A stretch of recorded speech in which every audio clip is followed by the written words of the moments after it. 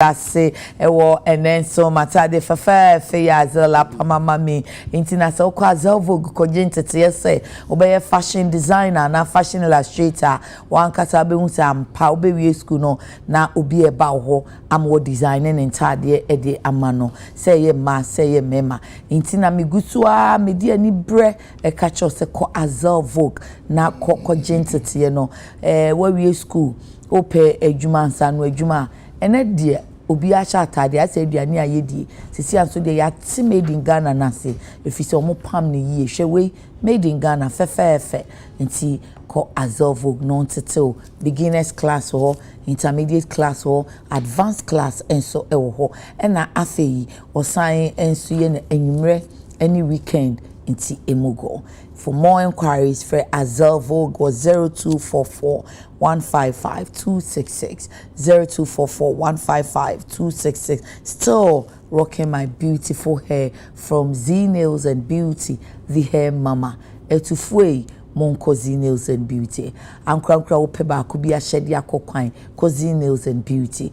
Bride a opel bridal hair papebi Kozi Nails and Beauty. Corporate woman obia be Kozi Nails and Beauty. Na onso a otodia che odofu bi te say you spa ne restaurant sister si no di ni birthday onso betumi anya bi ho na watache ne fefe or sphincters kotobabi betumi afre no 055 3837 na on sorted out simple and pay mamenchia Mr. Ochiri ewo Cow Lane ewo Mokola. I hope say na de mo wonkania mo se na nsen ya na mo nkania na no pa ne nyina so ehu kumu pa nti Mr. Ochiri one ye okay chiri Hanis Fabrics and pay me mamu good morning na me Lunch City na menchia me dofo pa Auntie Letitia ye amoafo dankwa na menkanche ni se edwenasefo nyina amanache ai osi na edwenasefo Auntie Late good morning na menchia papa pa afei anope wani tua taxi hia ti ebeka tax asem se de giari eni ekuaku no aka bomo mani abere se esese omutretre mu kasa ne yaka na action no ma say for broaden the tax net say ni padudu otua to ti omo ye ne sen na ayeye nti no for daily graphic front page or say taxman hunts for evaders ministry jarring massive taxpayer data cleanup ebinu mo hono mo ye smart nti obed dodge tax in simple kra ile die bi say trick bi hono me Ghana for homo ye smart to enu no hun shedan to mra won we yes I hun shedan to mra na chese no de what dodge in simple but the all to mra de on to mra ni nyina anye nti anopai ye vedi ho enkomo afei wia ana se bedi kan de esi wo parliament uti a reporter no Prince Akwankan o can say in a very long haul be say 12 years 11 to 12 years ni obama near free parliament on share dem hu bisa se speaker dwapa utimi kache parliamentarians say masa wo na wo de se hwe so fo nkwa na wudi omuso so obesi o manan mimi si Ghana fo nyina nan na mu 275 no nyame na mimi yemu penny and as a president ni wo kra nso a enhihye mu no executive ni wa legislature na ba me number 2 masa utimi fa bedwa fo me nkwa wo fie ha o ebisi speaker so ya mana bro so say mama speakers nti anope yebedi ehon komo on a more serious note na fe we na mama that have been in financial crisis but for Kufuado's timely action in the banking sector economic professor aka bininu nyadwen if you say bia can say in fact sa banking sector clean up no kra na ama awie Ghana sa mo akoni adui ama sikasem na topo buno mo no but ye be hwe say e na economic professor no to ene ne fapem ya enenti wode kasa no na ebia na yeto ebo asidoso mu a ye beti asie pa empacho mo fa me insight ne mla why na me insight okay it's my daily dispatch it is here nti economic professor wo UPSA Prof Isaac Bwedi ena ekasa yi tie bedu so profiles igbodi ensem ni mo na ya to aso edi every ho Tuesday into yaw asane tano or political analysts atena say chepa mi hu ni chache ene de waba Honorable Adekye Mensa MP wasa East ena wabe minini difine yenkwa ni etene yefine na say annex ena minyabe ma Enoch afakwa Enoch na wasa de din fofora ba na no na e title esqua ene nso ebi hemfimfin anhwere won ahwere no sa ede bia ne minya fofora ya na fese Enoch afakwa o principal to ahwere no ye midin na fachem eno ye minhire ni nso anhwere no ti se ya se meka se ye bi ntimi ka se onyama me na me de ache me enhwere me say inshredding I see on shrefe ye nyame ansi you any lawyer an shrefe ye that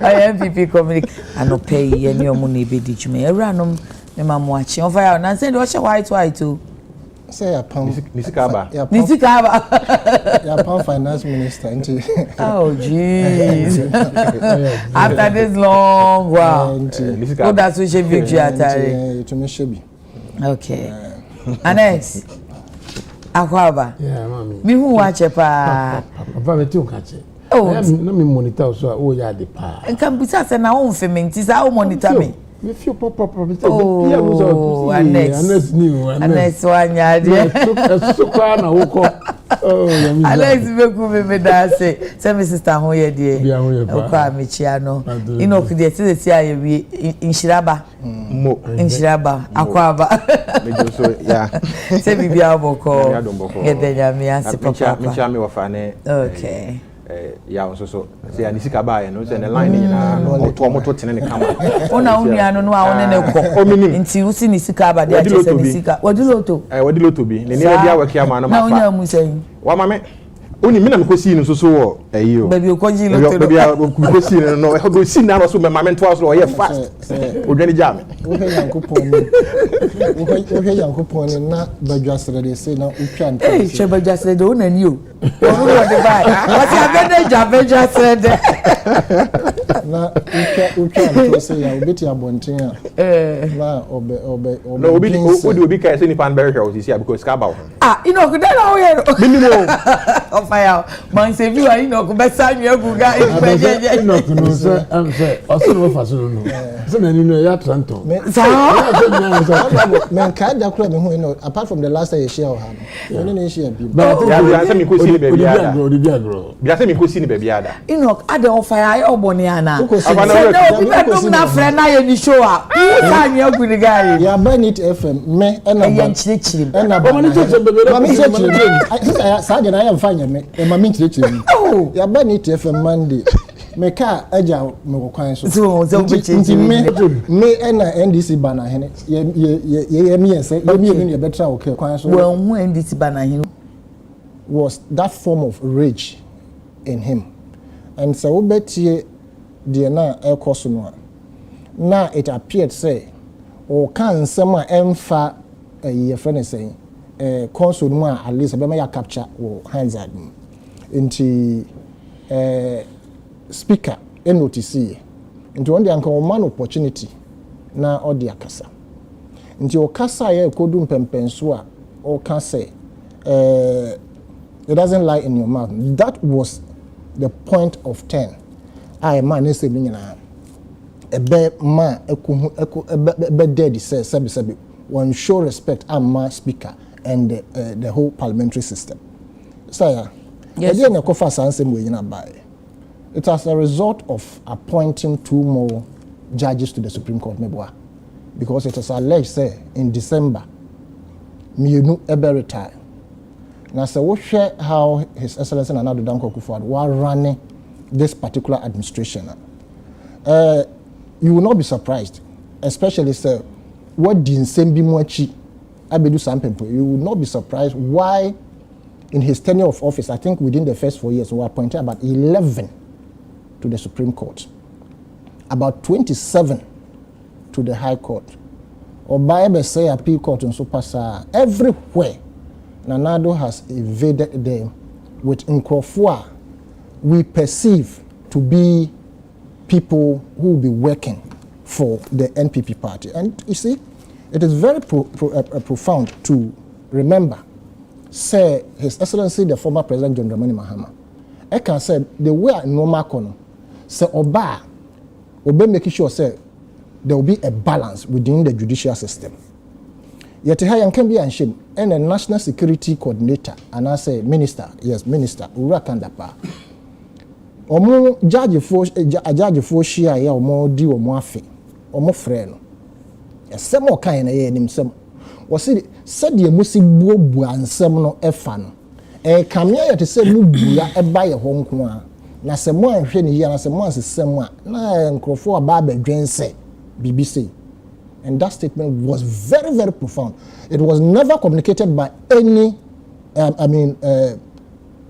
lay person, and I say Ubia or work communication team, a national security minister. Yes, I have been crusading on this Ajapade document for a very long time, and I have said consistently, say NPP came into governance with an agenda to destroy this country. The democratic dispensation that we have had, through a deliberate attempt to weaken every system. And that is what Nanado has sought to do. And unfortunately for us, the minority have sat down quietly. And everything has been implemented systematically to its letter. How?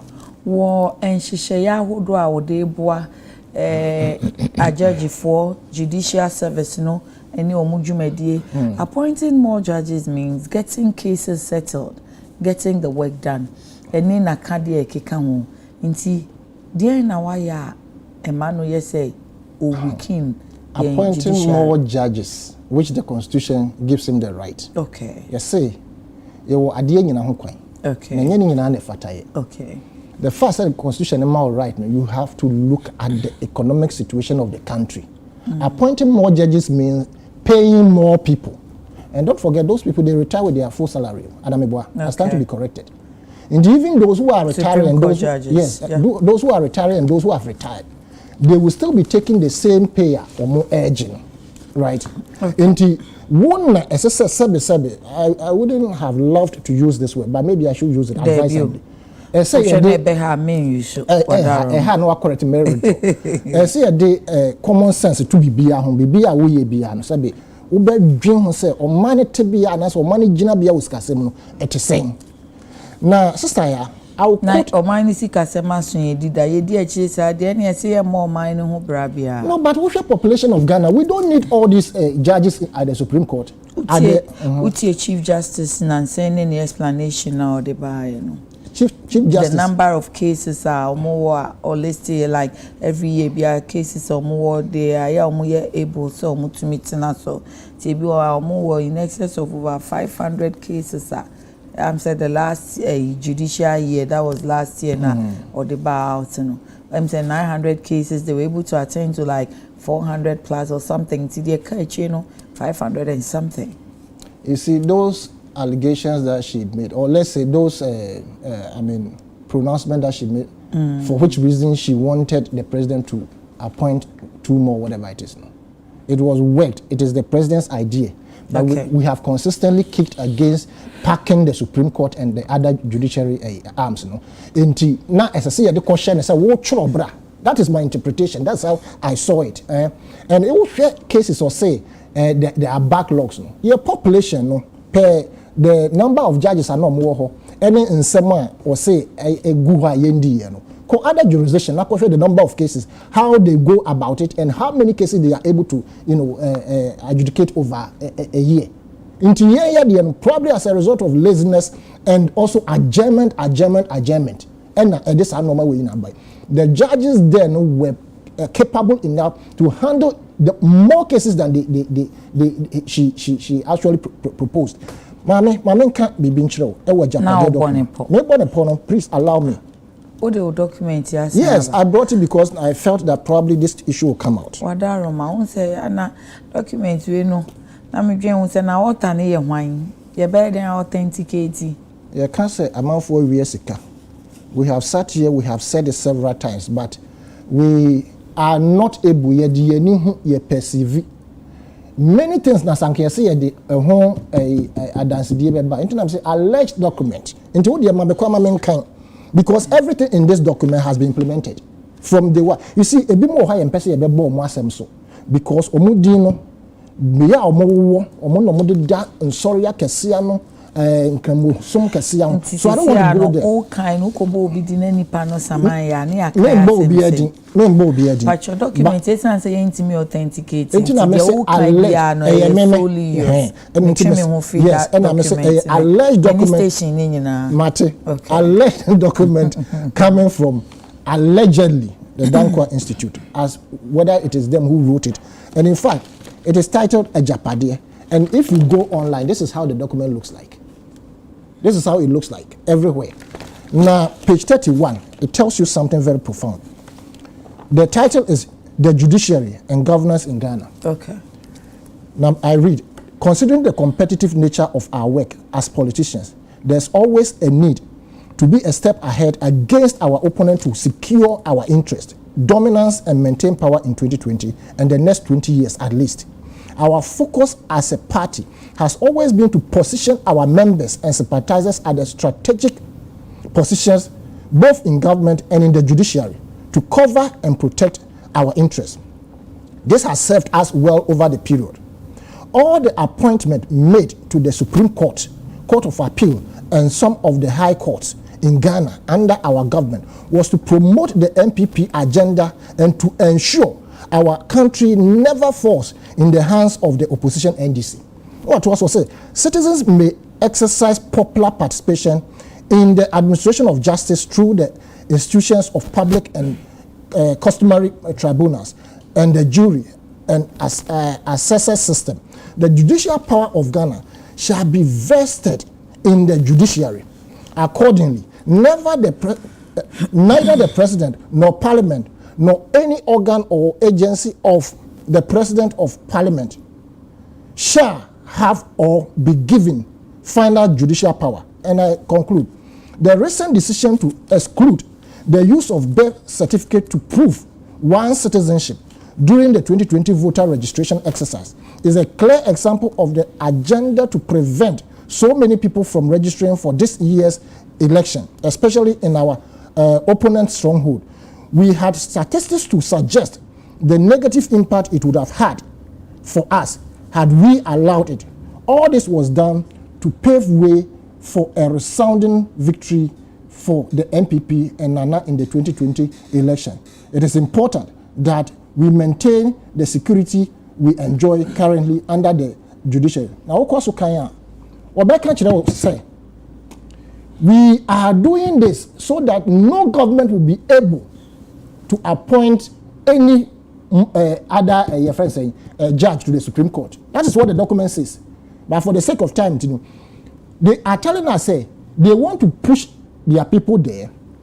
Now, if they go out of power, then any government that comes will never have the chance to appoint more people to the Supreme Court and other either the High Court or Court of Appeals. And they have done exactly that.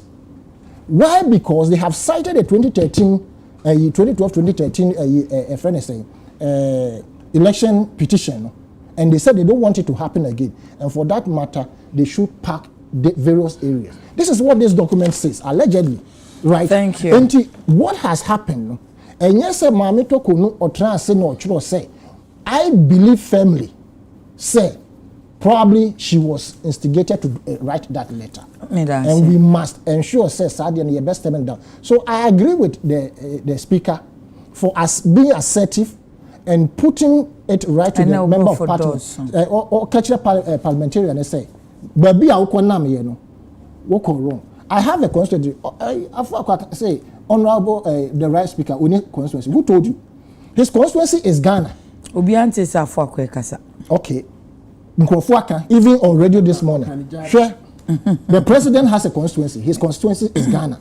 Okay. The vice president has a constituency. His constituency is Ghana. The Speaker of Parliament has a constituency. The constituency is Ghana. Chief Justice, the constituency is Ghana. That is why, in conclusion, the president knew what either say the running mate the vice president and I say speaker and I say so the speaker must speak on behalf of the whole Ghana. This is my constituency and it doesn't like member was East and run our parliament. But mommy. Munsuma eyewitness dear. Is you winning you dear old dear. You mammy chia one cassa. Yes, Michael, and yes, Michael, now opening. Michelle. Amen. Michelle, so what I say? Michelle, so now I'm on here now. Let me chill be now. On some mammas and back a main mawa was stationed a quite cheaper. It's a man chamber so far, and then I'll buy you tea when one chair was I used to for my info and party people in Michelle Muna. I feel a cassia poem, President Mamma. See, there you over Bedigan free sound quite swimming beam. Michelle. And this is party cool general, chairman general, and pay for him. The original party leadership, let me pay for more and this is now, Council of Brothers, and pay me chairman. Mammy, as some about that way. My person, a bad day, my who said, Ghana, me to who said, as you are true, said you. Democracy, ye. Mammy, democracy.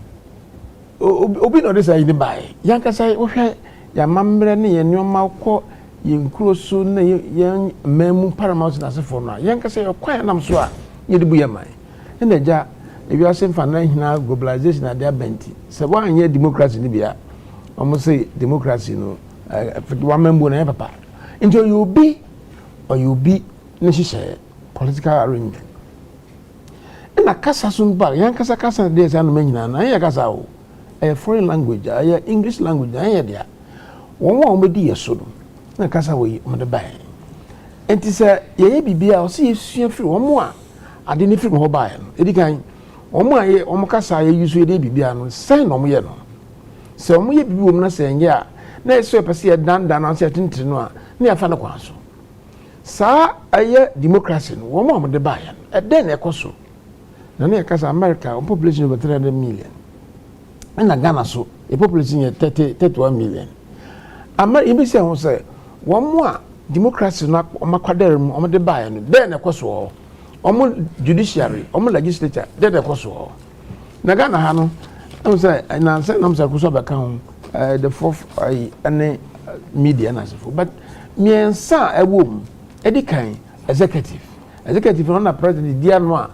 Ministers ne DCs ne mpemfo bebromwe omohwe mbuman no omo ansana emame yakọ legislature no parliament yehwehwe mbra yede nyoma tutuye MPC ato abade ma omo hina ekoho ene legislature no miensa ene judiciary ya court sem court no the Supreme Court, the Peace Court ne yakaka ka hina High Court ne Circuit Court na sefo na sa bia ba ko akai a judiciary e hona no nsama abaya they say ba say mampani or the crata de ko parliament na parliament so no Ghana no tumi yenhye democracy no tumi ma obi nye Supreme Court na Peace Court na so for na appointment bibiri ho amra no hye kete say ye fa ko parliament na parliament de mobo hu na ya approve ansa na koman ya jatum sa crata ye chode bai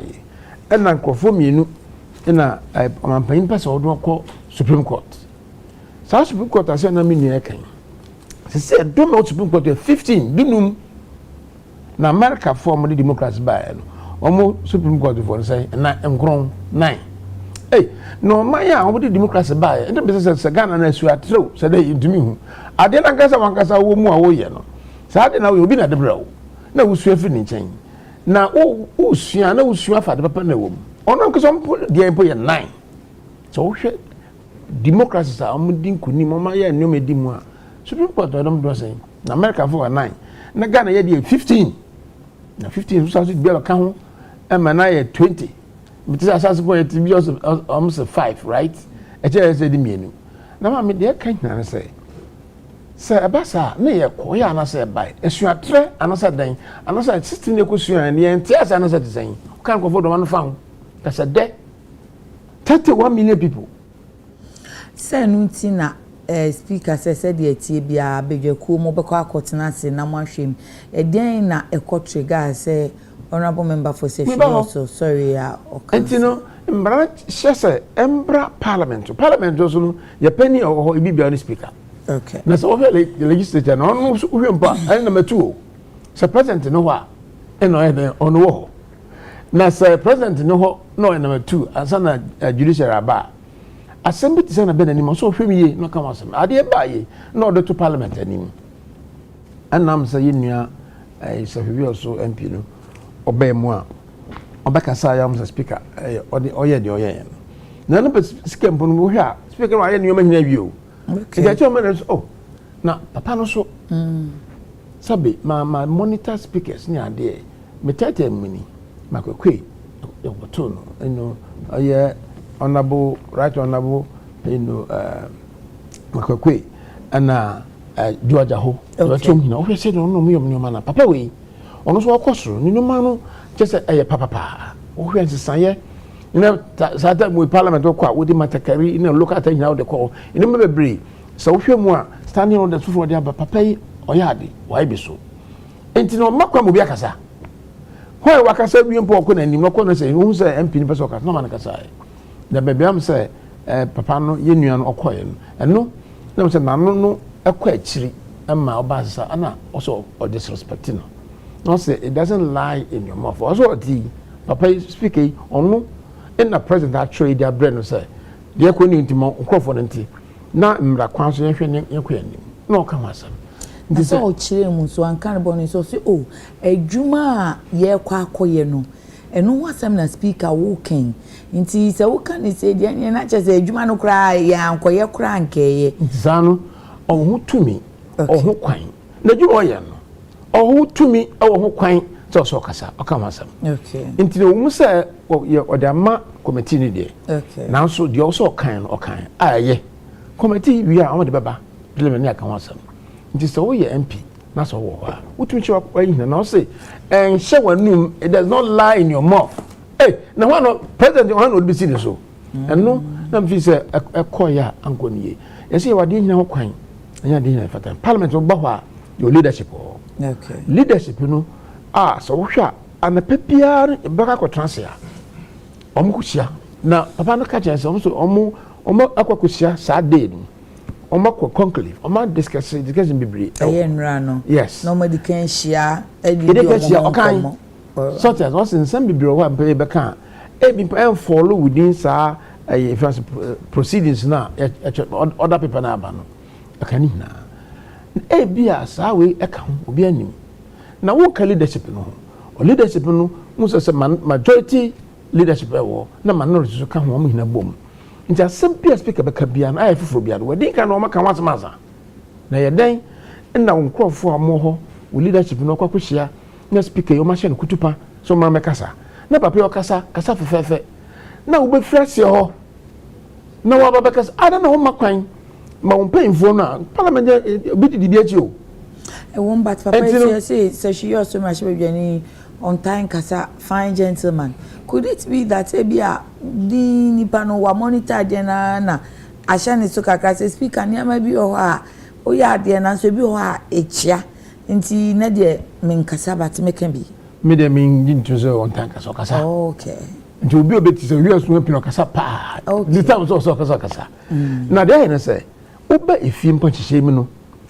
nti so te ho na akwala maame ne papa adom bibiraba na so won ebina se wo akwala wase wo sole kaka asema eso esa akwala so wano so you know fancy na o ya akwala asa no meka meka akwala no besa mchese parliament impefo ye leadership ho ye speaker of parliament ye majority leader ye minority leader ye mu na ye dia ma omo but it doesn't make obia less of something ebuo no yaka wasam okay that suspect nti on impefo kese hono nhemrawo yenye bibia tradasa nti wo soli kredi na ka say speaker it does not lie in your mouth na kwa hini am say ye obia anya sada nti ya sada on so kwa speaker o penyo hono also o ka ho bibi nti majority chief whip no also apologize okay say beka obi o ka bibi on tiase say parliament ye won je ho oye ye nuane de oye na speaker oka so mpie na pass onim to pie kama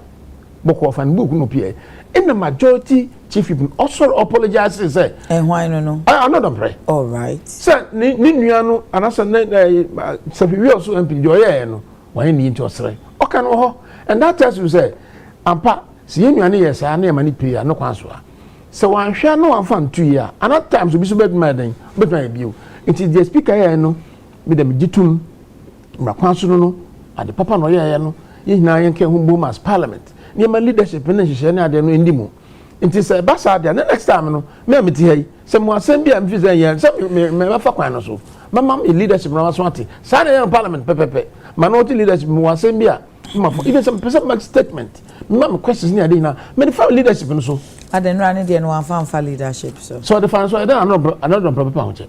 Thank you. So that's it. Inti gubi sa mi ade course no the speaker here no ne kwan so a na sabe so obani o na sabe o ojannan e wo na you so pa it opani no speaker no oguso opepa no si pie oso wa mbu ade o disrespect no ndi pie ampa so o yesan boko papa pie yo o pie boko na de o kan no na no kwa chiri inti no me de mo oji di se mo nisum se say the leadership na be me no another prayer majority chief people sorry okasai no in conclave omko meeting no omahwe no da to be say me amame the minimum so make any me da say Enoch yeah yes Enoch yeah me da say edi kan me fanchi asronko enfree o mampanyin na do danko akufo ado ene na be de kira o the incoming president of the republic Alhaji Dr. Mahmoud Bawumia nyame adoma ahobrase mu Ghana for to sanchen na omakoyi no akọ confirm no as the next president of the republic come 7th December 2024 na on the 7th January 2025 e Blaster Square no wajidi fufuo kama the 3 piece no na waso Ghana ko frame na wadinsi aka kire Ghana fo nyina se wode ahobrase wode nimdie ene abotre ene Obia nka ho stakeholder consultations ebe peja ye mine na my mine era the fourth industrial revolution nim migidi ye say wo hwe mini ayawa wa sha say she no white ni nyina aye in furtherance of that swearing in ceremony ebe ba so nyame ya adoma 7 January 2025 no ya metena won chen e wo Blaster Square na ye nyina ya witness bi said ebe ya Dr. Bawumia presidency no so ye say be ka say ye major stakeholders in Dr. Bawumia's presidency. Count me out. Oh yeah, so it's Ghana your constituency. That's also Ghana your constituency and Ghana your constituency. Mami, genuine sa de oyi. Why na just say on the normal forfeit but Ghana your constituency. Also count him out. Maji offer say afoko maji ne talk about ko so maji. Afoko aye ko so. Encha na ocha no so pesa encha no. Owoni. By e dey obetra me say o Blaster Square. Owoni ba o say dey obetra. Na obaya. Yes, we share enrada de course wa mama ndi nkan ka say ene 10 o'clock here you know o mampanyin na dan kokufu ado ebitu anamo ewo the National Police Training School Tesando. Okay. Our handy over 320,000 units. E dey ama the police service. Oba ye you know hwa dan kra we sia ma security services na ene dey handy over ama the police service ne ka ho a wama security service in over 1,080,000 units are unprecedented in the annals of our fourth republic. So mampanyin bi ebe yes ade no joba ye no a security for no omate de wari truly omo na oye omo ye said ebe ya omo ye die ni omo kan ko nyina so be koso no motimi aboye nyina so so ye ho ban ene anopen so free 10 ekon so no honorable number kwatena se now mampanyin na aka san so no ni media budget review so no the finance minister Dr. Amin Adams ebedi animu no so de akoto mrase bedwafo anim enti efi ha no ma ye kotesa no na efi tesa no so monim he ye no ne asan twam ko parliament akotie budget media budget review ni bi ne so ebeboa Ghana na Ghana so timi akoso obaya wo hwe speaker of parliament enra enema esi wo parliament na obeka say parliament they are masters of their own rules enti omo hyehyeye ena omo procedure omo fa so omo de omo enema na so in spite of all this no omo hyehyeye ni nyina no ba be wie the national constitution no said de be ya onye bibia ebetra ebebro de ya mamra no ahyehya to no mu say yenye no eso when you're the first time a member of parliament is being walked out of the floor of parliament. I say 2019. Yura Honorable Alasa Suhini was walked out of the floor of parliament for disrupting parliament. Then a friend said presiding speaker, no, the first deputy speaker, Yura Jose Usune Tiedroma or here speaker, and I'll say Yura Alasa Suhini, maybe a hodor more. A proceedings no enkoso and you know he was ordered out of the floor of parliament and also so alasa so he PN so also Edna Lusem to down also challenge the speaker's position as far as the speaker no SIS any authority on the floor of parliament and also no enkoso and no be enkoso and rather na ni nyina ni saying omampanyi pe ni tumi mu under article 1442 and we appointed new 2 Supreme Court justices. Now, Yamamra ne say, Omampenyi appointed justices are upon the advice of the Judicial Council and in consultation with the Council of State. And our face also with the prior approval of Parliament. Say become say ebidum. I don't say Omampenyi Judicial Council ne 24 we and on the Council of State and so no BGD so modia no baby. And you do say the other part of the leg, you know, ASM say bedwafo so no ebe to a process na so whether or not so mo beji atuma na so mo njintum say the be my appointment and now say a disappointment no etimi aye conclusive because say na say bedwa enwie engine to mo a enye appointment because enye complete eno and a notice of mampanyi survey the second arm of government legislature no speaker of parliament presiding no e de to mra say bedwafo anim na o de to mra say bedwafo anim wie no the speaker made a leading statement with regards to the function of the appointments committee. The speaker can say, or no, or the president is injuncted by his functions because why any day. Now the akano am Rasibedra for Eddie. They should listen to the people of Ghana. They should do this, they should do that, and make sure that the parliament also know whether they are accepting or they are rejecting. And he was making an emphatic statement, trying to prep the mind of parliament towards a particular direction. How do you call that one prep? So the Jumema committee as speaker, I didn't know on fan say terms of reference committee mokotinasi monshe say munye say. Already the appointments committee you know almost stated terms of reference. Okay. Wherever any reference is made to the appointments committee. Okay. Omunim enya fe no omo yes ejumedi no. Okay. Even recently they have vetted some ministers in their man. But speaker can any the documents so no. Said me of a car say anytime every morning be an leadership of parliament any speaker etnasi and san omo de aba what they consider no business of the day no speaker and can say betnasi and make say at the end of the day no or better how the business of the day will be conducted. Leaders never elect speakers and answer omo be move motions certain motions no my certain perform certain conduct as far as the business of the day no concern. Na omo ba said be ya proceedings no e be healthier na contem said be omo ntena se enche na niam omo dia to mani so no betimi aye awie but the speaker be kan de e ho no an tirim en sabi owo obita because said dem na se bedwafo nyina na obi atimi kire na adwen no speaker so timi kire na adwen eye na enso so no speaker no should be seen as a neutral arbiter in this matter. Speaker any representation it should be stated on record say as far as yes only representation. The representation of the people's action. Ghana for or representation. Yeah, representation. Or representation Ghana for. Okay. Or cameraman or more now representation. Or be a representation Ghana because as far as Ghana for no or mind my who to as civic responsibilities. You confirm that. Don't be passionate. Honorable but also represent Ghana on this. Oh yes. Thank you. No, it's representing Ghana. Obia representation as people. But you can't representation. Yes, stated in law. You also 275. Making a point. Baby, I'm on an agent. Nama baby. Mamma quite nama baby. Oh, Satan,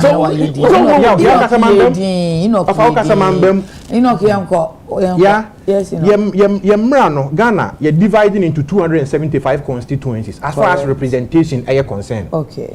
Who call the various districts now? You are teaching me into electoral areas. Who call to say me district, Obuasi East district. Okay. You are 19 electoral areas. Into your 19 elected assembly members, plus the 30% government appointees, plus the member of parliament and the DCE and the forming the Obuasi East District Assembly. And the representation, these are the people that represent the Obuasi East District Assembly. In terms of the deliberative, legislative, executive functions of the District Assembly, no, Omuji and them AMI. Eba presiding member no, and so no, Omuji and Omoyi the Obetina PMU amano. So representation defined by law, no, Ghana no, is divided into 275 constituencies. Okay. And the drafters of the constitution, no, only constituency. And which is Speaker of Parliament, any constituency. Then will be speaker. Good. Yeah, speaker. Good. Speaker of Parliament, should be selected. You say only council that is the definition. The speaker should not. Only one form. Exactly. Say another one, so say wait me have free omum. But should not be a member of Parliament. Say we are not fair, no. Only member of parliament. Only member of parliament. Okay. That should be on record. So the speaker of parliament is not a member of parliament. Who didn't engineer so by speaker of parliament. Justice Abulai, the attorney general, Echo Supreme Court on the interpretation of first deputy speaker of parliament, Echo Twaba. Okay. Supreme Court ruling say first deputy speaker of parliament when presiding now, ultimately because you are representing a particular constituency. Nano parliament. Yes, the Abulai, the Justice Abulai decision at Supreme Court at the buy on representation. Okay. Say because you are representing the people of the choir, no, you ain't denying that precious vote because he represents his people. Okay. Say now, Honorable Abambabe na presiding because only representation, only vote. Okay. Only vote. And you know, see, I didn't representation. I have problem amount. The problem, mama, say, Ebra, Papa, no, arise here, no. I am not going into the conduct of the man. Or rise here. I don't know how dare you don't want to go there because I don't know. They are masters. Say, I'm coming there. I'm coming there. Yeah. Or rise here, no. Or rise based on a particular capacity. The capacity or the rise here and say, or rise as the member of parliament for the people of Sefi, also. To announce the capacity based on representation. And of course, say, Mr. Speaker, it does not lie in your mouth. Say what my Juma now we make some friends leading assumptions with regards to Juma Odiama. Let's open who say decision in the free committee in Habano should be friends position in a particular direction. As a decision, you know, and co affebi. Sana Speaker, position it here. And the speaker's conduct and so who analyze here. No need a pair or no inference. Inference or representation. Some also in crop 40 years here. And you are rising on the people of Sefi also. Okay. It is no no sign in crop for Suhuno. It is a speaker as waiting at him saying yes, Huno. Or to give the man the opportunity to apologize or free say or make some utterances via dishonorable. Okay. A won't say or be make etia PM or tea adwomo. But Speaker Jina Nakoma so and quickly no or working now say on free massive drum. Okay. As I said, Parliament masters on their own proceedings. Okay. Meaning say leadership will consult among themselves or muni speaker no and whatever should be done no will be done within the the presence of Parliament and also within the chamber of Parliament or one can say more decisions. Yeah. Or lawyer. Yeah, best honorable Babin. Okay. Sometimes Right honorable. Right honorable. Sometimes you say oh yeah Juma ni based on the experience. Open Rasibe Juma obi a watena ho no watch from 92 year Babin and atena ho no watch pa we so try say 28 years and now say something years and so na obenya opportunity to serve as the Speaker of Parliament and in the history of Ghana's parliament in the fourth republic or no be a watena Rasibe Juma watch and somebody equal on a record na your say Chimen Sabusu also making it up to the 28 years but still honorable Babin LED honorable Chimen Sabusu because of say honorable speaker honorable Chimen Sabusu speaker so the speaker ne reign as speaker grab a can ho and also grab be 32 years nyame ya so won kwam na December January ebeto na it's about 32 years in the House of Parliament experience awanya no enormous but sometimes we must control ourselves and know that we are serving both majority and minority we are neutral habitat. Yes.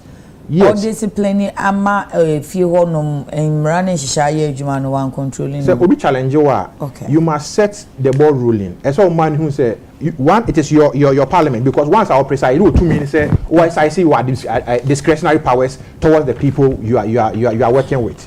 Or as I say the discretionary powers now. But you say there's also a constitutional injunction against some discretionary powers. Because the constitution can say administrative authorities should not be exercised in an arbitrary or capricious manner. In an arbitrary or capricious manner. How arbitrary no capricious in na fato to hon said yeah no. Mimi de me hunu ne de. De me hunu ne de. and adansidie ye hu se papa no sebi wa ye ne bi atra so omra se bedwam and so de ne ne aka se ye di nkomo in closed doors no who ni say papa no obi a oye din and it might have turned out from a build up and maybe akoso wo ho no mo a no speaker position towards and maybe and the man so no the echo no or the respond there James and catch us papa no any to person kasa bi o kasa nti enye ti say bi a asem the number 2 and number 3 baby our challenge number 2 number 3 or challenge any say name number 2 no why number speaker now I'm lost I am number 2 trying to assert his authority and the name disrespecting no obemu hu say menya kwala na mete ha me so Ghana for ama me to me everybody knows so uni mo anka obe disrespecting everybody knows but parliament there ye best speaker or nipa na ye adwuma wo ho sebi omo ti woni nyina na obi ani ho no mo ya abofra ewum eno nti no enema bi ho no mo a na wato ne bo ase kakra na oni omo so aye adwuma say there be ya there will be cooperation in the House of Parliament be ma so wi aba ho na de pere na me ni ayo asano ta no e book bi e ba ha no mo or reference ko tu ne ma free no wa kasa ne material a okotu free mu na okotu alert enti say wonje ade ni ntuma o fa metna national television so na on kenkan kire ye one kasa no o document ekuta wo no na we read it ya say alert because you are reading for a particular document and ya emu ahomete onye ntum say Ghana ye Supreme Court no is the only Supreme Court entertaining cases from a district court to the Supreme Court. The US Federal Supreme Court no US almost 54 states. Yeah, every state we are on the Supreme Court too. And the US Supreme Court no any case be the free Kansas, Arizona, friend say of Abuja in New York, anyone when you know about Supreme Court. Flights are over the body. To come into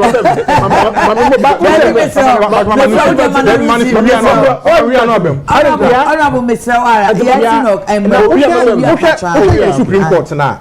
In terms of cases, they are inundated with cases. Cases go almost no civil appeals, criminal appeals, constitutional interpretation, enforcement, and then the jurisdiction of the Supreme Court na there soon ye pa and the same se be for be boyen na se ya take the jurisdiction of the Supreme Court of Ghana so a who here say be appointing more judges to the Supreme Court because the argument for front yes and it's not about the number of judges it's not about the having other courts to handle other issues who say other courts who say honorable Yunus Afuseni ye case be okay the irregularity parliamentary affairs Nyamakan case na end parliamentary election petition to the Court of Appeal no Okay. Ultimate family sebedwa case we are told so about MP until one say what challenge ya at the attract Court of Appeal the Supreme Court enye it ends at the Court of Appeal.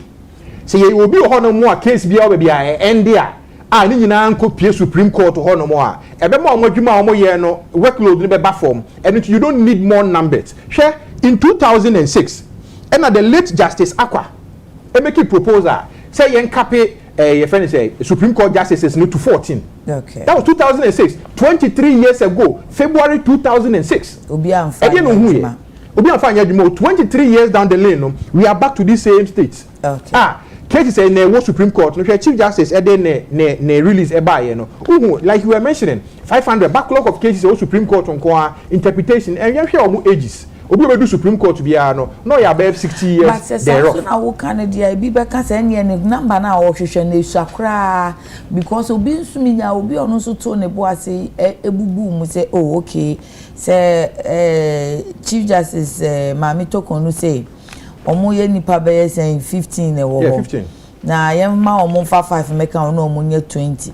Omo ye 15 no year bi omo timi di be say 400 cases ye bubu mu anya na che say omudi case say omudi case be say say 50 something inti per sitting bi anya say dia ye mfa the ohwehwe no em say yen times in by 20 o say bibi na che say omu ohia be to say 100 more judges yeah so won sa yeah inti is it really about the numbers and e bi mu so wo mu a aye to say oh we mu no maboa yen let us push them up because Justice Efia say was a botche di be mu ma nkrofo kasa mami we not certain case bi so case no kro nwie dey na mudi ni din aba is it a thank you promotion or something exactly. What about that yeah judge bia or justice biana ya promote ni bia or sitting judge bia na case so judge biana or sitting judge bia onya promotion na say ye pagya no ye elevate no and ye promote no to a particular court, be it the court of appeal, be it the Supreme Court, be it high court, and I say we bia no so circuit court or the case so na ye promote no because oguso a waye na djuma except obi a or ye private practice and also ye academic or child or university no ye law professor bi na ye tam no qualify with the 15 years and then ne integrity ne character ne sa ne nema no na ye de ne ko Supreme Court and on the case bi aso ya hwe se nipa ne betumi aye adwuma no ana ontimi nya adwuma no wo hwe maame sewa efia sewa sare botwe no akọ ne court da ya otise wo she knows her stuff, she's very disciplined and upright, or you're very assertive, she knows her law, and what's in the nima who say yet oh kon the nima it could be but time no they are can bet me about because what did the cases very bad what share time na enye no nti na be man microphone so every meaning beside into it.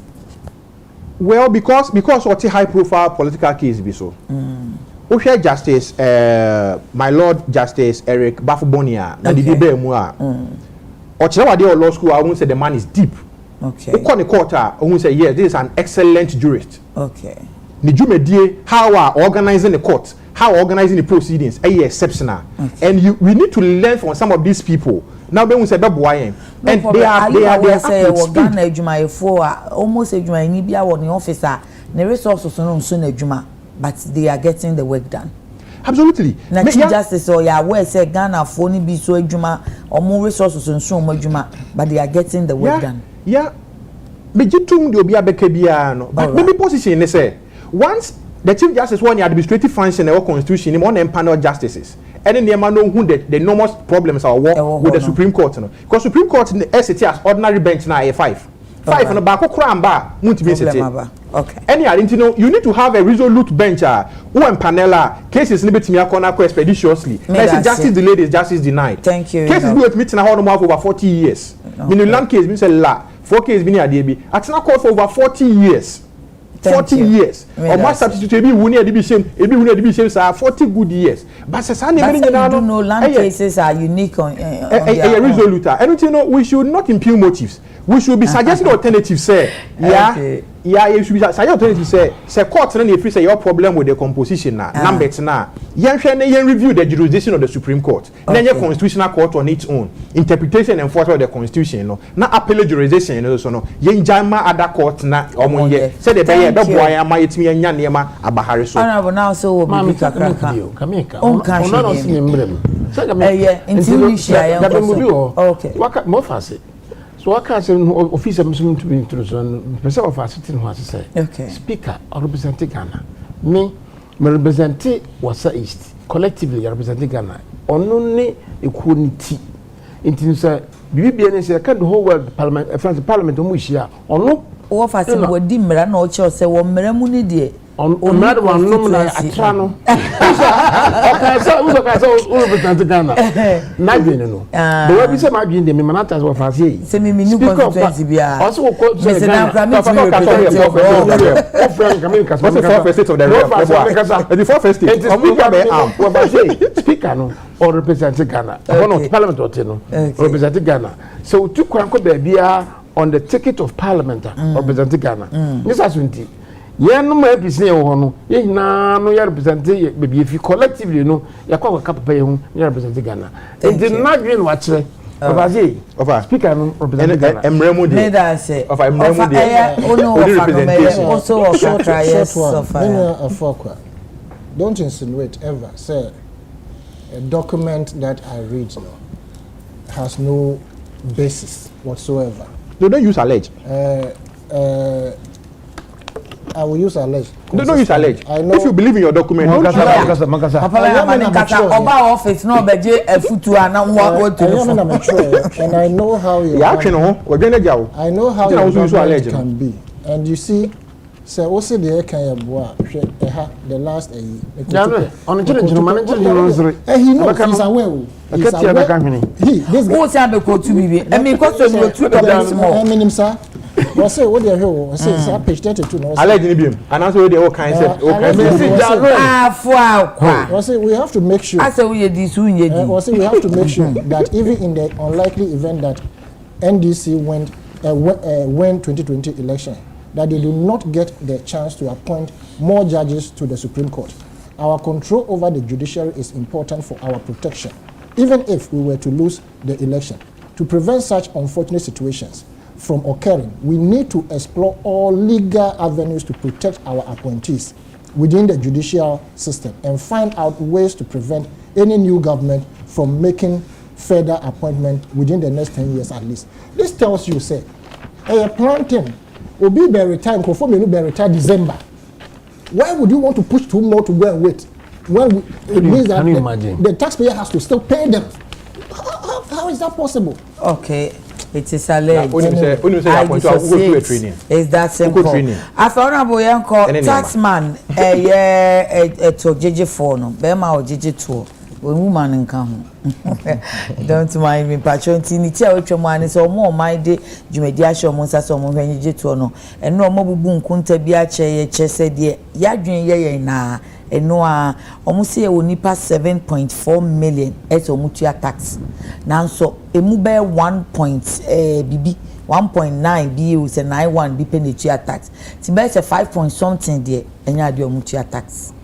Nti omo de bibi eba as a software bi omo betimi di clear omo data ne so na omo so omo nim dada no omo timi am omo bam nti enemu ko parliament ye ni hwekwan say no more tax na omo be che kwa omo be fa so a omo be nya more taxes omo mfa new one number na omo be dada na omo nya active no ebe mo my active good move, right? Yeah, mama, immediate. Who say? Sabe. I can't say nintri, you know. Nintri Janine. Janine. Okay. Who tells me you must say? Yet, saying. And Dr. Mahmoud Bamia, MPP for Omoflanberry. And no can say. When you're in a position, as you move from taxation to production. Taxation to production. I tell me by tax no one, a man of course. I have a power way into the credibility, but we are credibility. No taxation to production, not to the south. So, what is our do now for your movement? Taxation also NDC because the mama not by your tax do or buy a tax in the course. Now, see, Masasa to say, or corridor say, Obama taxi, Nana for you. Hey, production way. Haven't felt plug so or the Eboko production now, I had it. It's your Baba taxi. Near static 17 because they may call good morning, Ghana. Then becomes, hey, now, Dr. Baumien, look at some taxi can be production. Now, you may necessarily trust a job taxi. And now, I call around that and I'm saying, oh, dear, for better James say, oh, yeah, my tax for that, I know you same can. It's the same thing, Mammy. Abofu binim omo democracy ba ye na idea chi no omo agentche say in developing countries like Ghana tax no doso na yama ni hunu hina ne tax no enti no tax no say wo de production na tax na no so aban be den ye bisa for roads ye bisa for schools mama on show be atrim say tax no enkoten ye dibu man all right.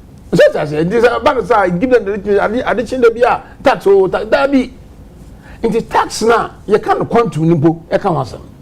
Young far bar fraud subby, thinking outside the boat, dear Quambi and Namswa. You bet to me, yet at the paper beer, but it's a production, yeah, to say, and this year bay. So a 24-hour economy, I be banasifui. And no, so what to her? Sajia free tax and I determine you, they be as almost so begum, they be almost so begum. Na mama sa tax ya okay. Which of the tax no more can just there first pay as you earn. Then as for you know omo e be shame can say to say. We are told say informal sector no omo ntua tax. Na people to tax on tiase. Na kwa tete pansam. Na so okay so say e tax ya ya come am so ya kwa. Yet from her and efficient tax system if that's the situation because we go fit Togo, of Burkina Faso, or for kwa so I told no me anasa ayi krofo makasa asami sike bi etututu gu taxation of a sort bit is a road toll ah ban wo his ko de abo bra wo se matwa mo otom nti Burkina Faso fo me na me kwan so wo se e ma me kasa kakaka tintin chan for kasa if Burkina Faso no Togo ni Mali o on fe kwan so free o mu ntua hwe nti me de omo sa asemi o kan ya safoforo omo ye o madwuma no mo ya so no eya de Ghana fo nyina hu se ba o mi ase o ba be taxi e bio o be taxi o kan be jesu no kwara no se o the efficient tax system now want to mean change production na e be ko na nim so I think the man for me ba o mi na ba ya o ba na akofo ado na yi ba o mi na akofo no ma fail Ghana fo nya kaskase ben o mo nko akaba e bosum no nko but the issue no say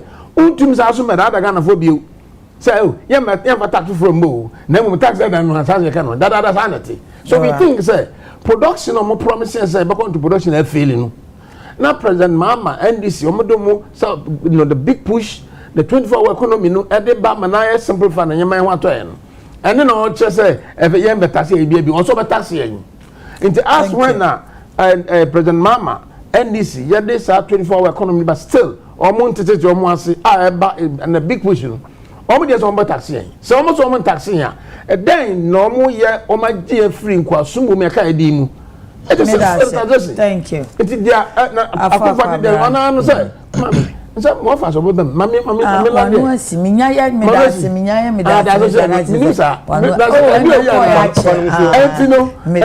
so me so na se fa now me sa bi ma me wo da mase no na me tell say sa tax na do so tom okay on va de papa mra yes so o share yen tax system na e be ka say enipa kakra bi ni tuato o Ghana has the formal sector no na kakra o mo so ye the informal sector na yenimi ya na who cause am enunti na Ministry of Finance NGR for as part of the strengthening domestic revenue systems for fiscal sustainability okay. Almost say almost a share on record now the eligible taxpayers near 7.4 million out of this no only 1.91 million NA taxpayers enunti okay the year no so na bukwa bisa question sa 1.91 ya ye ken omo a monthly for na regular ones ne ye kan na say the nyina informal ye tade because ebi my argument say Ghana for tax pa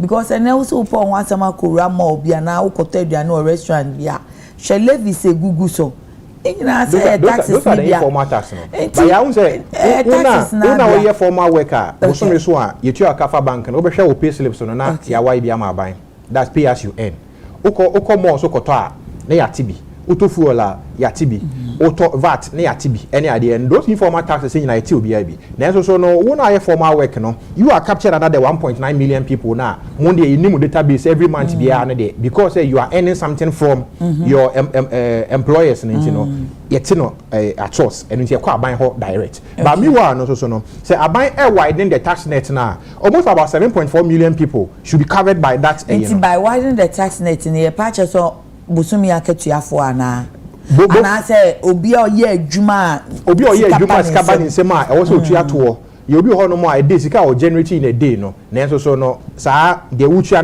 direct tax e ma ban no ontua bi but indirect taxes na de e de ye no onkotua na direct because auto bibia na e betie free mu ntia no ohun eno ntia de o contribute towards the tax no eno na ye about 5.4 say ye ntua tax Ghana for ntua tax because direct one ye baako indirect one e baako exactly edos no wo mubumu bebre because akatua no so na yenya tax enfi no or the babe ebekwa Korea restaurant obetua or the beko boutique akotata obetua omunya na restaurant ya okoi oh bemena a question am say you any empacho say you chicken man ma menye promo ma or the to chicken man pizza man kreatua and one restaurant for no one strategy obecho say aduane no me see me to mo container iba ko box kese no say o si 207 ube na aduane na nkasa ye 174 170 over 30 cedis eguso no ya ban tax nti o chim no one so nka me dia aduane ne bo afu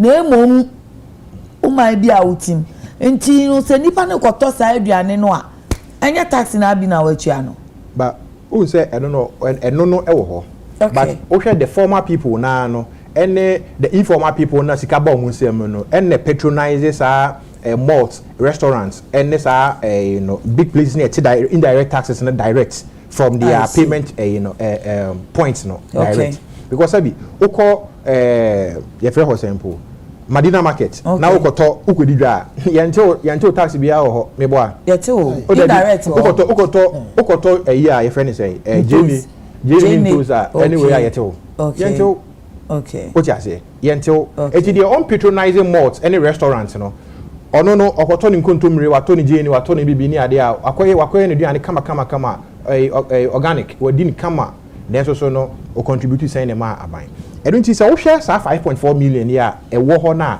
o se e fa kwan bi so na omo nyina no e covered say the be ma burden na e wo sa 1.91 ne so no e be ba form na beti ama tax efficiency so no etimi akosoro na aban but jaba meeting says so then e-levy am be serve the purpose for which ye buy. Yeah, me but man okay, say time na e-levy be ban. One of the arguments were they are okay.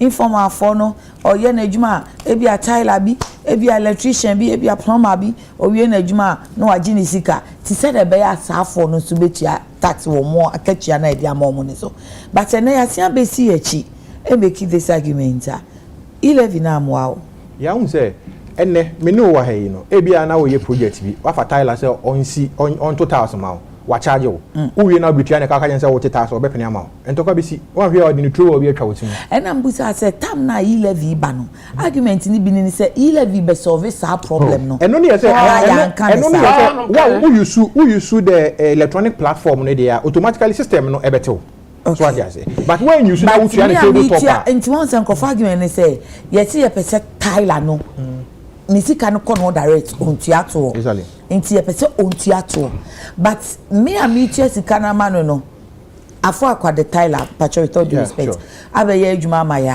ya oh bra many pacho mame fama wo momo so e me amitia momo no afi mi momo na me tia be tia sa tax no also okuyikwe beto apart from the beto so no e-levy no sender and receiver entia ti at the end of the day no me a wo si o me ya adwuma bosu me adwuma nti ate me dada me akrona na me sia ba betua nti enka de ye se o ye hwese e benya informal fo no ama omatua tax wo mu so ensa no adwuma nketenkete ne so no that's my question. Exactly. There is some shortfall in there. No, there's some shortfall there. Certainly. Ultimately, fan holistic say achieve the intended purpose. And e-levy projections are buying at the buyer. Now a buyer was expecting to generate almost about 6 billion and as saying from the e-levy. From the e-levy. I think close to 7. Exactly. Around 6 billion, 7 billion. Yeah. Thereof. No. Send a buying generating here. So it shows that the short for the variance from the projection, and they are buying a generating here, shows the wide gap some inefficiencies within the system now. I will say a pekwan be near you.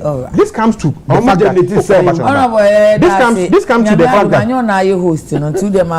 this comes to the point that I was here why didn't tax net now then say to why didn't now say to capture 7.4 million as taxpayers then comes to the model that Dr. Baumia is proposing. The Estonian model of the flat tax rate system. So how are they going to widen? Because I brought for widen day in and day out yet. E-levy buy and widen. It's not like these people are not there. They are in their system already. Now, how are they going to widen? Now, with the advent of the Ghana card system, any digital addressing system, now Obia what drew of HBR now official or within the working class BR the details no more. Now that they are fine-tuning the data will be positioned in a particular way. Okay. Ebia omode me sure say ekwe animo no omesende friends tax assessments. Okay. And then to individuals there. I don't know you file your annual tax returns whether you are earning or you are not earning now. Ebema GRE etimi hu na etimi so no am make sure say people pay their taxes in accordance with law. Say the beya obia earning no. Dr. Baumia proposal for flat tax rate and aligning our import duty system in the going forward in tax administration will be harmonized that ebema enkanko any yidie abem na Ghana for nyina so thank you. Yes, of fire. So me who publications concerning tax widening na me say afem and I see it as the ordinary jokes that we put in the public domain. Oh, how? Won't you mean classifying for jokes today? No, in the sense they say we have we have defective and inefficient productive sector. before kese nkwa na kanka ni the beer anka mfidi dwuma ebe ma ye no ba ya krokra no na ya ye ni ye na ye nton no raw na chese ye biebie nwuma aban so bie because aban ne institutional will use taxpayers or musika dodo nti anka ye yetua ye to ma wo no ese se wo di bibie nwuma na aban we capitalist government nti omo se omo nanfofo en private sector no nti private sector ni mo create nwuma na create MBA nwuma na create employment. Okay. Now, how many Kwame Despite and Tobinkos and Cocoa Tens, etc. How many of them? Mada Kupeo. Nkakra ana. Nkakra with a population na yewono. And can say by this time we shouldn't be talking about your friends say over 5 point something million or Muntiatas. Okay. It's just much ado about nothing. There's no single person in this country who won't tax. So 5.4, they are not in the productive sector. Even the 1.9, no, they are just the ordinary Nkrofua or Moye Jumawa offices. And I come once. Akola kitwa wako nursery, our ponfi nursery, how we pay every school, no gate in ano, our totofeno, utuya tax. There's no single item in this country tax any so. And this will be because say we are not paying, we are so and so numbers, but we are not paying enough taxes. I disagree. Every single person in this country is paying taxes. It is about. Can we go by a far quadrant so ampa obiatia, but indirect no ni nyina yitua na dodo na direct one say oye no adwuma onya ne kakra wa say adwuma ne so mfaso aban me so me kakra me de bu ani no eno ne nya adwuma informal sector no dodo na ntua say there structures ne tie no entimi makwan nipa na be ye wadwuma mesia ye wadwuma oni na di ano oni ni di ano no giare ni ni ho utia no yete economy a ye nya ekita cash nti wewe waka ya man aban be den nya coincidence. So how do you identify these people? Okay. Well, we say that we have a lot of idle hands. I know that you reported by so 1.9 million people are idle. Okay, obi njindi. But people are not getting work to work to do. So, who be a human? Definitely, Nkrofo be a human obetua taxes. Now, Nkrofo do no have to fee or more motive. So, union to say be mu ye human so muntia. Those who are avoiding taxes or more. But evasion, they bet me actually. If you are yes, okay. And we have. You see, I can say a bit more year juma or monthly taxes. For instance, I will call circle and ajo and as a night markets or more motunton various things. You may want to say so monthly taxes, sister. But no man or moko fabetono. Wouldn't taxes a guso. Taxes a guso. Petrol taxes a guso. Now for I can say, Ubiba market or token to me or to we are into your tax. Who told you? My men or fan woman awarded fear crassy air ban. Car and I say petrol charges or more charging. I say taxes what petrol. Nina no a quart, sir, but said your begu more honor so any supermarket on seeing in Abbey or so and so still yes I ought to receipt in tea so how then do you tell us say we are not paying taxes? Majority will create the jobs. Okay. Just as we speak. Before they came to 2020, power again 2020. Can say His Excellency Dr. Mahmoud Bawumia can say, "Bema ubia enya bank account." What was it? Was it not the mobile money term? And now Omemu so what touch it, but it's already registered. Okay. Can be a befambia, you be charge. Now ama ye going to say 11 no. So see I call you to say they didn't produce the needed expectation. Into your year you so. So abomi em fa ye nhwe ho. Because you resist tax yes, here is a sea and Omunsha was say Hosubema more tax. Because almost from the beginning, no, the reason they did not hit their target was that our party are setting taxing until from the first tranche quarter by up to date. Can say this way. Now said as a bear avoiding you have no option. Share this way, you know. You I said it now. You have no option. We are all paying. Can say the e-levy is not generating anything and hitting the purpose. For all we know, a lot is coming out of the, not for all we know. Yes, actually, there's a company. Media budget, you could say, so open to be before. Yes, because to say e-levy now may but I'm in the first test, you know. But subsequently, you can't say as we speak, who buy good human, and so women will be good and traffic. How do we expect them to pay taxes? Thank you. His Excellency Dr. Bernard Baumia and Rechi, or your promise be say, obey the ma be a mobile phone. Now, mobile phone between 1 city, any 2 cities. Other than creating Juma money panning your Juma, no one can sign to the mobile phone. Thank you, Fire Fame. Uncle last one. So, Pacho, I have formed fan chemi. As any drama, but one chemi can comment, challenge a crowd. Nti hopefully echina mitumi aka ama mutenya mebo apaye why se mo beto dita na mo de message be ba na mankan mo fa nchemi.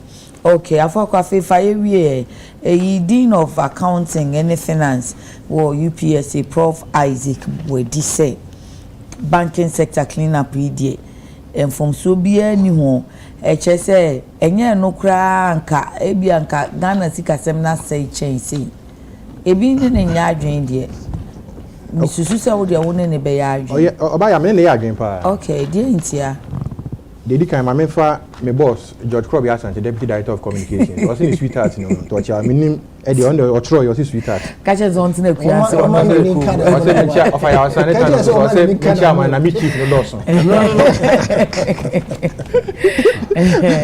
Obaya. Yes. Many professor here adwen 100%. Okay. You see the foundation of every economy ejina ne finances so how we manage the finances of the state. And on my biana the banking system no robust, resilient. It's not nice so strong no. So our mine economy no it's not nice so pa. You been so many commercial banks in Ghana. Okay. Now commercial banks you been no. We thought say those commercial banks no bananka be boying to the path of prosperity. Na be boy in generating funds for the SME sector no. Say there be a small medium scale enterprises no. E be nya hoden na ma provide the needed financial capital no mo dia ye adwuma na mfa so ab no ma tetere omu ndwumam na enema kwa animu na this financial sector no e be duru point bi a here me maame na ne business kakra wo ye na ordinary sika koto savings and loans be first allied savings and loans now we issue check of 10,000 Ghana cedis say obi nko yi a nipa no kwa akodi queue so ne staff on no mo ye adwuma ne bi ofre akwele ya won ba ofre na won ba oye do so di queue so ho no ya akra ne natna bank so on twen ma ayifo no bra ne so nkombra na ayifo no susufo no koba. Okay. Susufo no koba no behwe de on ba boabo no kakra e benya ne de ama no na se enye wanwa na se life support no mo jeje a na ho ye de aba obi bosia ti de ye kojeje aba no ba ne di bia enye banks ganya de bobi sen ya. All right. Obi o run current account sika no ye fa ma be sen o because at the end of the day no obetimi aba beje ne o de tum kakra chen. Yeah, banks bi Unibank ne de kaka ho a na omoda life support so Bank of Ghana provide liquidity every day to support their operations. Okay. With a view say that liquidity, everyday liquidity pumping in will be able to sustain them or make me generate revenue out of it. Secure or more operations normal run it to the part of profitability. Ekobani saying.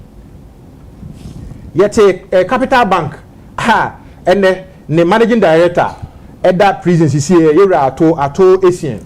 Yet in some course nyina e broke the High Court of Ghana anima ye prosecute the criminally. Any sema a call ninsemu related party transaction ye fa bank sika ye de call other African countries Zimbabwe or say ye de call mining galamsey ne nema ne sika kwakoshe ye koto concession ye discare ko ha shareholders any directors the SAS bank sika no run your private businesses real estate development any nema ne sika na kwakolo ke akwa start a whole lot of things and about into a financial your banking sector now improper governance breaches of the Bank of Ghana regulations, and a whole lot of things are a threat to the people who are not contribute and as customers of the various universal banks and Ghana. It was a crisis moment. And yeah, so if you foreign banks and now say now na multinational corporations and companies we Ghana ha no we're dealing with the multinational banks because in terms of capital adequacy no money was sika because of so is a consortium different countries near the in terms of liquidity and equity no capital no eso now we share oil sector. Now oil sector is if you move over $200 million, $500 million, any idea. Now bank, even your capital, banking sector, recapitalization of the universal banks, 100 million, any idea, then the panel on the sika over $200 million, I be save you bank. Okay, so two quick questions. One, Ebia Kase, Sika economists need to say, Sika a buying say ya, or the egu banks we know. Now, or did you what form change? I bet me a boa womo, a momojina or monai so. Last week, yet Dr. Papa Kosindium, Okomo Penda da John Dramani Mahama, or Kana Kosem Change, GN Bank, Mwana Moche, Kwasi, baby, I would idea. Sisano, Menko Investor Bank and Sabra, savings and loans, and no dear, or capital, no minimum capital requirements in our form, will be to me a meeting. And so, your account, we 6 months. No crana say enkomu tumi investor bank ne mane yi e de ho report omo de report no coin obi a nkasa omo ho e na ne edru baby a edru nti does it not corroborate and synchrofo de omo kan say ase na ye boa pa yo say esese ye gu no ene ye gu no yeah at the time na GN bank and GN savings and loans struggle no mo be branches for US any idea. They're not really struggling from Kosi Papa. No. You see, yes, only for Kosi Indium. No, now they were not really struggling. You see, these are matters of law. All right. These are matters of law. Okay.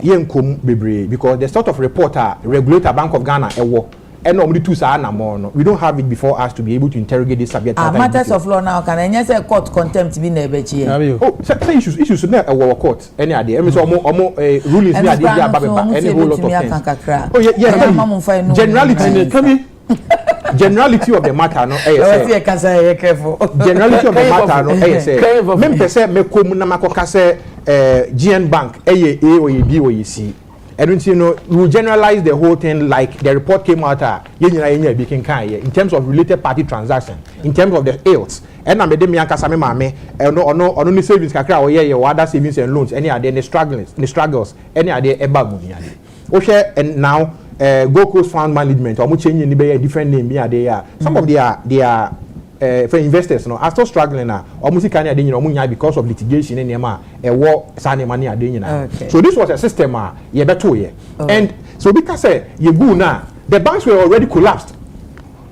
Miss you no said dying, but then you see, a not suit why they were gonna name completely name yadrin. All right. You see, do Ghana has say see to Bob because microfinance for the shoe. Microfinance for who shall who say yes, we are bankers. And seriously. Yeah, now refi. Oh, yeah, can correct. Shoe ball any suit to ball. There be say not that. Oh no.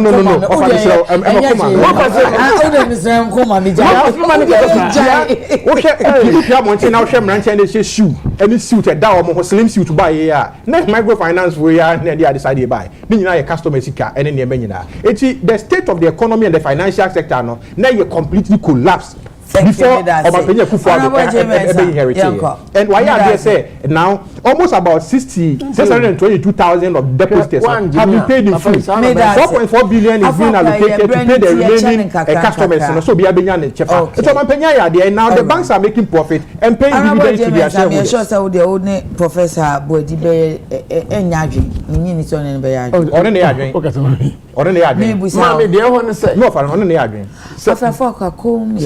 so one stop no about me so one corporate magusu am obetire me then say mami muhano unse ya katwi no mu da basic common business practice and say me kwakoto ada beton na de me kwakoto no ne bo so chen de me ba beton a fa so no so say ujai for example me kwakoto spare parts mabatuton spare parts am koton 20,000 so me bana me tse mi na so me ton a menya 5,000 asa me ko na bi meja to edwade de in fact that crop person nyai ebi o ha obekọ na enye obefa echina no be kono na aboma ma enti no wotwe ho ye ansa wa bosabra no ade a wo ye wadwuma wo ye no na se na nyema no bo akoso bebira adwuma fa gu because of that mami wo banks e ye adwuma ye local banks ina sa kitinkiti om na namfomi a nkofo tususu na sefo microfinance bebire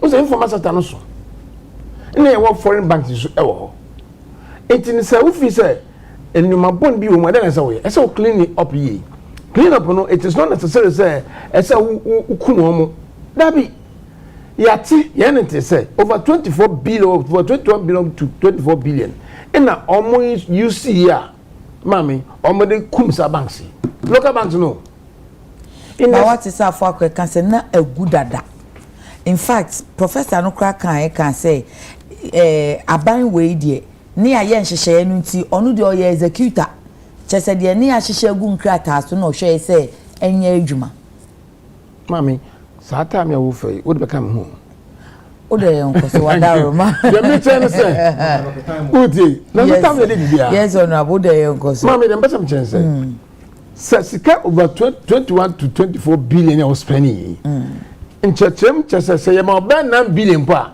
nka sa decadence na akaska so ina nka be kama na de ya re humpo ni say banks are banks for banks na akayo nka nkunku ya Ghana banks can you imagine Indian banks na ye adwuma so we commercial bank everywhere na we are to send the banks na coverage pa omo hwe yamia nim pa kum papa ni bank yi na banks wo nyina ni ade nkunku ni nyina data bank na kai you data bank obi aso nim say data bank no eye bank na nakofo ado you know for data minister that time no omo dia on yantachi no na bank yi aya product no otiho so the can say mama professor no make can sama ebebiri bi nkuro mami unso o make bisa say o tax informal sector mo tax informal sector no sa microfinance on na wadima in so for microfinance sector no say ne man ko ya pets be from no na clean the system no you don't necessarily have to kill them abani hwe ami anim na ko for that one record me tan wa twan no and na me bisa wa so time because they were dead and you know na kill Professor Body. Oh, when then it is no more dead. On chair banks on my daddy. That's a person. Nena Kuford all be free abemu ebesa no kon no yam what as say. Na bre so ono no use sika odukum other say banks no a nka botuma use a third of it. No that's say ni. It's a major issue. It's economy abe ehun chiren. Can you imagine say bank is a data bank. Any consume wo hwe capital na say for design consume the bank. Ekunu. Nti say wo hwe mo na come say so omo de omani si banks bi mo na e ba sa so ma wi o na ko fa do na okoi nyema nyina da ho nti platform me so na nkofo kuro e wo ho mama ba bebi kuro okay obi aja tum misal minister so ye mami obi aja tum say na ko fa do sika o yusu ya o de say yi no over 21 billion no say sika no ko de 9 billion bank ba yadwuma e say no ko ma etwen no na kisa say ni da wo say boapayo no me what is that me covid bank sa microfinance banks e na microfinance yi e na be safe system no they want to say NDC president mama me ba e be shemke na sa lo banks na to the extent say women bank be create women bank na sa mama me bank no e no ni sika kitikiti thank you obo sia no ma hwe ma ko me compliant mo zum je me jai be na me person tia say o fa me tan debre na sa na te de me jai me jai ma na mo de o mu say me ni professor ni ya gbere nde mini ya dwuni kira sika amu de shey mu no so change nka motum ne e de siesie se de siesie ya nka bebo an no kwa ni na ku fa do fa nkwasa san kom so bank so buku no ko se dwuni no omo ho omo wu yewu se ya hwe ne yakoso okay me da se wa comply me so me work you out yanko me no work go out to me ja no ba me so no afade ya no afade ka sana wa work ni out me represent you bia ya represent Ghana represent Ghana go platform Ghana platform also somehow fa ya no share enya reho professor na twa no ho ya nwa adenti you see yesua di odi anim ne nante anambo di odi kan sua di odi akire sua di odi kan nante na yenso na yes your governance style it is modeled on the American and the British system yeah. O de na de brofo de. Yeah. Yesuosun. So crash. Yesuosun English and Bluchiri any America for more money or money any so Africa. Do na ye dibu ye ma.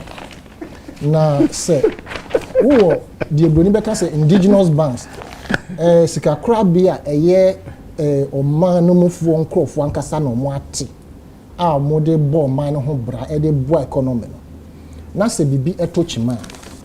Se aban a sebe owo anisuade hu no di obetumi aya ne se obetumi aso mo asen nti it is exactly the previous administration the NDC aban eyeye ebo ye nyina eye dum sem se ye ma omo de blu make say bailout ye mo musika bi se musika na sika ntoto ya akofom no monji we enhye ye nyina sebe obetumi diskama obi so onye adwuma na nipa na boka utumi money be no aboka obi to me start business 2 3 4 times or ni nyina oboka e be at a point no obi hu ne mfom so nyina na what set up bibi obeka so okay na adwuma no se si akra me mfa me nsa nka bi asomasi mon tra no na mo manage money right krom ha ntina nka ban koso ama musika bailout yes metro was here krom ha o hwe nkrofo a omo yesikafo titru pa no dodo na nko school endu ahe bia ebi mu ni a friend say master's degree ebi mu kropo ni first degree dodo no a na me modin ya beka say bia hwe 2008 say is it credit crunch or say ya you see wa America we are seeing na economic crunch America under Obama set up bia na some friend tap troubled asset relief program be something of the sort no mu twesika $700 million or billion dollars and omo yes so omo the best so banks na omo akwa atwe na so musika sem abe basa any businesses ahodo nti banks na nkasa na ye mo about 248 billion and a businesses to say Ford cars no and as a car companies no omo so ye diska pudu e share omo na ye set up various management committee systems omo hwe na omo tutu omo no because nipa de we jai so no nko anya na de a ebi bibesi I was expecting this government and another danko kufado say mo se mo ne mo ne private sector no etokesa anka mo ba ye na mo hu say banks need be under stress no won call for recapitalization of 400 million osedian and only for kwabro challenge na moko they any recapitalization banks now omo beto ye no omo sika sem no e wo fom enti omo pese ye adwuma o bank e Ghana ha as a bank dia ene ma ye hu se wo sika puduo 400 anase sika pay or wo get the 400 million na wo hwa sa time no so a na aban wo capacity nsa nko betumi abeli wo out and so betumi no so a discussion na banks na ye gu wo no enyo mo nyina na omo broni beka so makọ insolvent o se de be ye kan se omo aboka wo ebi wo ho na omo di dwuma e fata pa aban de oka out of 9 no e me say 2 and na omo di omo sika say yo monyo enkaye no they were solvent and I said no omo mboka omo sika say na nkaye ebi ti so papa kwesi indom a ene Ojina simpie so can say a vote for Mahama and the NDC is a vote a waste of vote. And that because we have given your vote to Mahama and the NDC, that is why we are suffering. And now what repetition? Akoma president now and as a former administrator no can say we are monyo and now what repetition akoma no. That bank was actually doing the best a indigenous bank or year duma abua Ghana for who are buying moment and now deneka. In the sense that one bank no were bailing out in so many areas in terms of construction and no man no to and provoke. Tria meka o simin tria oka. Now what they we say omo ye 9. Now what they say omo nyina wo ka omo ka no bomo is about 9 billion Ghana cedis or whatever. Now we cost spend 25 or 28 billion e de agu omo. Wo ka omo bomo and CBG omo profit margin omo balance sheet at the same. You understand? Unfortunately, I say me bullshit. Me wo me shame no me ka kire say. Aba we ye adie nyanti professor sa analysis no aye no. O man mu nyina gitum say ade a omo ye omo de gu sa ban. E omo amobra papa. They did it in their own interest selfishly. na so we professor na me that say ya asanita no a political analyst of fire me that say honorable Isaac J Mensa MP wasa East na Enoch Anre Afuakwa enso ye NPP communication team member no pay edamo ase papa yetimi awie topics no fine. Happy birthday enkoma Adora Cheiba for Okosku Grace Baptist and wa hit double digit na chese when ya 10 in do Adora ye bompa yeti nyame be hira no when ya opening pa o papa Thomas Cheiba for UTV Kumase ene eye o mami Pokia ma Millicent and Emma happy birthday ma say Dr. Ukubuatin brother nti mpacho mamenye we so quick Dr. Ukubuatin brother Ura Alexander Theodore Kwame Ukubuatin only proprietor Emma St. Evans Preparatory School wo Lakeside Estate wa Accra ha obra Dr. Ukubuatin Emma happy birthday osinya minshra na oma enkwatintin a ahodin wom pacho mekoso akanfo Azelvog Azelvog na ohye matadie na makache o se obenyansa no ejuma wo solid aye obechro so be fashion designer and a fashion illustrator beginners class intermediate and a advanced weekend evening we flexible pa enti free na oncho dia akamubia na found Hukoshim 0244 155 266 Azel a star for every story na enwine so I will come for say ni atade ne kono Z Nails and Beauty enti ne friend of the hair mama yen friend of the hair mama kwa enwi papa de onim ne husuo enwi bon a otene pampan enti koni ho na koto unwi papa na hye utu aton so a se de be ya obetimi akura o customers yie no obema wo mo papa ebo ne ye no onso call Z Nails and Beauty the hair mama ho na koto biton was Specters Eco Bank echi ho a ewo kotoba bi friend 055 3837 Midi de mame ya kunama nyame shao sa ojebre eni ye intinaye nyame ntinenim chiro na wonhira wonsa no adwuma obedru fie anwumra kai se obedana se wonhwe so pa ode adomo nyame ya adoma ye wono china